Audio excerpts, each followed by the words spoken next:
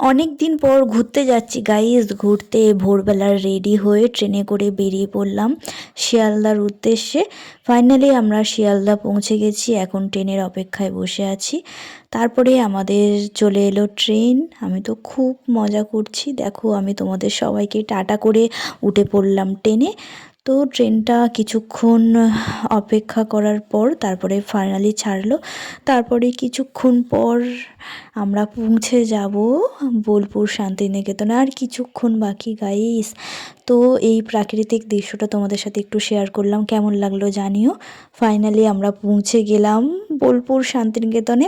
আমি তো খুব খুশি, দেখো আমার মুখ দেখে বোঝা যাচ্ছে। তো তারপরে টোটো নিয়ে আমরা চলে গেলাম যে লজটা আমরা বুক করেছিলাম সেখানে।